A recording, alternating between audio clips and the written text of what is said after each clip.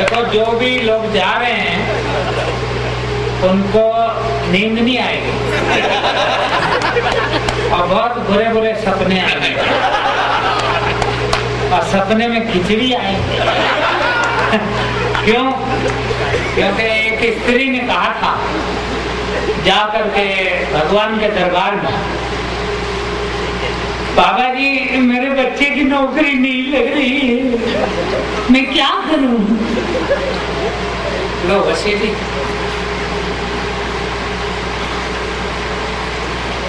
मेरे बच्चे की नौकरी नहीं लग रही है, मैं क्या करूं?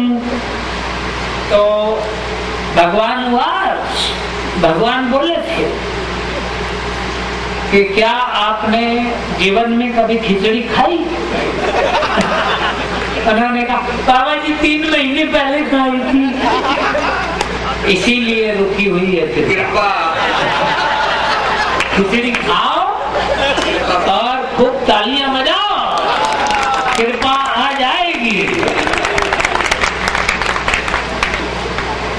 बहुत अच्छा लग रहा है, आप हंस रहे हैं। असल में क्या, हंसता हुआ आदमी चाहे एक दांत भी ना हो मुंह में, फिर भी हंसता हुआ आदमी अच्छा लगता है। और रोता हुआ आदमी चाहे 32 के बजाय 36 दांत भी हो, फिर भी अच्छा नहीं लगता। इसलिए एक बात और कह दूं कि हंसते हुए आदमी के पास कोई दुख भी कभी नहीं आता है। कारण क्या? गधा किधर जाएगा? गधों में। गाय कहाँ जाएगी? गायों में। हिजड़ा कहाँ जाएगा? हिजड़ों में। दुख कहाँ जाएगा? दुखी आदमी के पास। सुख कहाँ जाएगा? सुखी आदमी के पास। जो आदमी हंसता है जीवन में उसके पास कभी भी दुख नहीं आता है। इसलिए आप हंसिए और मुस्कुराइए। हंसना जिंदगी है, रोना मृत्यु है। इसलिए मुझे कहना पड़ता है, मैं इसलिए कहता हूँ गीत कविता छंद का पढ़ना पढ़ाना सीख लो। 2.5 अक्षर प्रेम का पढ़ना पढ़ाना सीख लो। चाहते हो 100 वर्ष तक स्वस्थ रहकर जीना अगर, तो खोल कर मुंह खुल के हंसना मुस्कुराना सीख लो। इसलिए हंसना जरूरी है।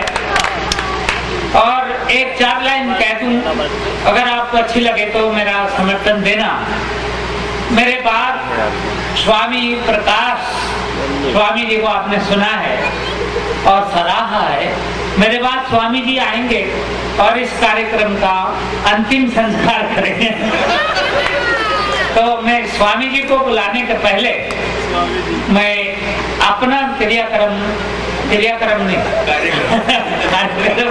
प्रस्तुत कर रहा हूँ।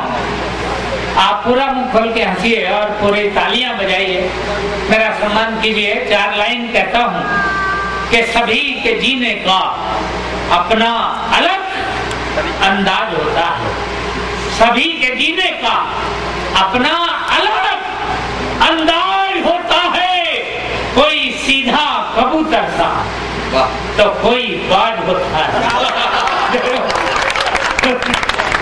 अब उन्हें देखिए, आप लग रहा है नहीं बिल्कुल। इसलिए कहना पड़ता, मैं उन्हें श्रद्धांजलि इसलिए सुने कि सभी के जीने का अपना अलग अंदाज होता है। कोई सीधा कबूतर था तो कोई बाज होता है। और आखिरी लाइन देखिए, इस पे ये ताली बजाने वाली लाइन है कि कोई महलों में रहकर भी भिखारी की तरह जीता। कोई महलों में रहकर भी भिखारी की तरह जीता। कोई फुटपाथ पर भी बादशाह बेताज होता है। कोई फुटपाथ पर भी बादशाह बेताज होता है। अच्छा लगा? ये दिमाग का काम है। इसलिए हमसे लोग पूछते ही हैं, हमारी कविताएं सुनकर लोग हमसे पूछते हैं कि आप कितने पढ़े लिखे हैं, तो हमें ये कहना पड़ता है कि ये न पूछो कि हम कितने पढ़े लिखे हैं, बल्कि ये पूछो कि हम कैसे पढ़े हैं। तो लोग यही जानना चाहते हैं, चलो यही बताओ कि कैसे पढ़े, तो बताना पड़ता। आजकल के बच्चे स्कूल जाते हैं तो school rickshaw, school van, school bus और नहीं तो जुगाड़ से स्कूल जाते हैं। आप सब जानते हैं, जिन दिनों हम पढ़ते थे ना स्कूल वैन थी, न रिक्शा थी, न बस थी, न जुगाड़ था, सब पैदल स्कूल जाते हैं। किंतु हम इतने होनहार थे कि उन दिनों भी कभी स्कूल पैदल नहीं गए। फिर आप सोच सकते हैं कि क्या हम बाई एयर जाते थे? नहीं, कदापि नहीं। होता ये था कि हमारे प्रिंसिपल सर हमें ससम्मान लिवा लाने के लिए 4 जवान लड़के भेजते थे। अच्छा, वो 4 जवान लड़के खोजते हुए हमारे घर पे ही जाते, तो हम घर पे मिलते ही नहीं। क्यों? क्योंकि हम पैदाइशी प्रकृति प्रेमी थे। तो फिर किधर मिलते? प्रकृति के सानिध्य में, अर्थात खेतों में, खलिहानों में, बागानों में या नदी किनारे। अच्छा, अगर कभी शहर में आ भी गए, गलती से अगर शहर में आ भी गए, तो शहर की ऐतिहासिक इमारतों का अंदर बाहर से अवलोकन करते हुए पाए जाते थे। जैसे रेलवे स्टेशन, उसके अंदर या बाहर, बस अड्डा या पिक्चर हॉल, ऐतिहासिक इमारतों के अंदर या बाहर उनका अवलोकन करते हुए पाए जाते थे। वो 4 जवान लड़के खोजते हुए वहीं पर जाते और हमें ससम्मान 2 हमारे पैर पकड़ते थे और 2 हाथ, जमीन में पैर नहीं लगने देते, सीधे स्कूल में लाके देते। अच्छा, आप समझे, स्कूल में भी हम किताबें पढ़ने में ज्यादा इंटरेस्ट नहीं रखते। क्यों? क्योंकि हम जानते थे कि थ्योरी के नंबर वैसे ही कम होते। आदमी, बच्चा प्रैक्टिकल के नंबर उसके पास हो जाता, तो हम हमेशा प्रैक्टिकल में यकीन करते। ये तो तमाम योगाचार्य आज बाबा रामदेव आदि योगा सिखा रहे, हम तो पैदाइशी योगाचार्य। किंतु हमारा एक ही आसन, मुख्य आसन और प्रिय आसन था। वो आसन था मुर्गासन। तो भाई इसमें हंसने वाली कोई बात नहीं। सारे आसन कैसे हैं?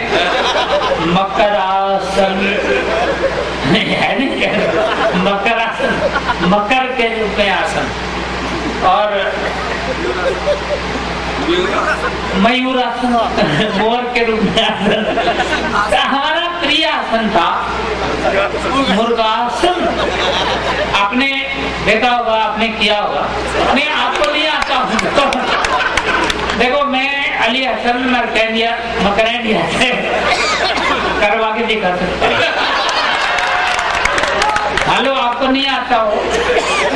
तमाम बाबा टीवी आपने देखे होंगे, खुद नहीं करते हैं, उनके पीए करते हैं। तो मैं मकरैंडिया जी से करवा के दिखा दूँ। मुर्गासन संभवतः आपको आता ही। ये बड़ा मुफीद आसन है और शादीशुदा व्यक्तियों के लिए तो विशेष। जरा घर में तनावपूर्ण स्थिति हो, कुछ मत बोलो, बस मुर्गासन करो। तो 100% पावरफुल मुर्गासन से एकदम स्थिति, तनावपूर्ण स्थिति एकदम स्वस्थ हो जाती है। अच्छा, मैं आपको बता दूं कि ये आपने देखा होगा बाबा रामदेव सिखाते हैं नहीं, क्या तरह तरह के आसन सिखाते, इनसे सब गड़बड़ हो रहा है देश में, सब बुरा हाल है। रेल में बैठे हम तो एक स्त्री रेल में क्या, सब तो ऐसे घिस रहे नखून, एक चुप बैठी बिल्कुल, मुंह पे भी कपड़ा ढांप रखा। तो मैंने कहा बहनी ये आपने मुंह पे कपड़ा ढांप रखा क्यों? बोले ये सब क्या कर रहे हैं, ये नखून आपस में रगड़ रहे हैं, इससे क्या होता है, बाबा रामदेव ने कहा इससे बाल घने से खाली हो जाते हैं। तो मैंने कहा आप भी रगड़ो, आपको नहीं चाहिए क्या? बोली नहीं नहीं मेरे को क्या ज्यादा रगड़ रही है तो मूछे निकल आई। तो बाबा रामदेव का साफ वैसे गुड़ गोबर ही हो रहा है, मैं अपना सब ठीक ठाक है। अच्छा आप ईमानदारी से बताएं, जितने लोग बैठे पंडाल में, आपने सुना खिचड़ी योगा? किसी ने सुना? नहीं मैं बताता हूँ खिचड़ी योगा, मैं बताता हूँ। अभी आप एक अकेले ने सुना है, सब लोगों के काम आएगा। खिचड़ी योगा, आप कहेंगे ये सारा कौन सा योगा आ गया? तो मैं बताता हूँ, खिचड़ी योगा मोटे आदमी को पतला करता है और पतले आदमी को मोटा करता है। तो कई लोगों ने मुझे दिल्ली में बुलाया, उन्होंने कहा कि खिचड़ी योगा हमें भी सिखाओ, तो क्या फायदा होता है इससे? मैंने कहा रामदेव के योगा से 250-250 कपालभाति कर लो, कुछ नहीं होता भाई साहब। और खिचड़ी योगा से 100% पावरफुल योगा और 100% फायदा। उन्होंने कहा अच्छा ये बताओ ये खिचड़ी योगा क्या? मैंने कहा मोटा आदमी अगर इसे करेगा तो पतला हो जाएगा। उन्होंने कहा ऐसा बताओ कैसे होता है ये खिचड़ी योगा? ध्यान से सुनना, खिचड़ी योगा मोटे आदमी को पतला करता है। तो मोटे आदमी को करना क्या है कि अपनी गर्दन को कंधे की सीट में 3 बार ले जाना है, खाली 3 बार। कैसे?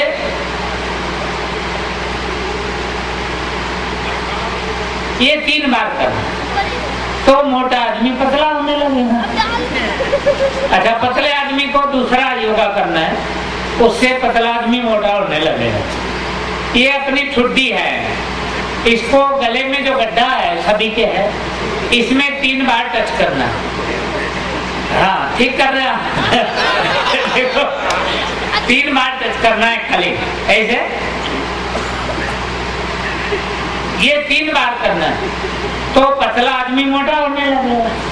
दिल्ली में तमाम पढ़े लिखे लोग और वो हैरान हो गए कि 250-250 कपालभाति किया और कोई फायदा नहीं हुआ। 3 बार करने से और मोटा आदमी पतला होने लगेगा और पतला आदमी मोटा होने लगेगा। ये करना किस वक्त है, मूल प्रश्न ही है। तो मैंने उनको बताया क्या करना है, मोटे आदमी को योगा करना है पतला होने के लिए, गर्दन को 3 बार केवल कंधे की सीध में ले जाना है,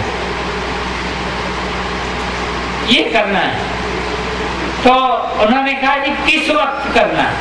तो मैंने बताया कि घर में या बाहर जहां भी कहीं हो, मोटे आदमी को चाहिए कि जब भी कहीं खाने पीने की कोई चीज सामने लावे तो कौन सा आसन करना है, कौन सा आसन करना आप बताओ सर?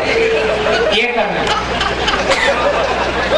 ये 3 बार करेंगे तो वो जो भी लाया है उठा के ले जाएगा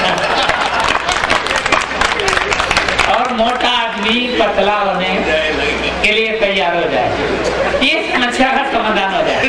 अच्छा पतले आदमी को क्या करना, कोई गलती से भी पूछ ले घर में या बाहर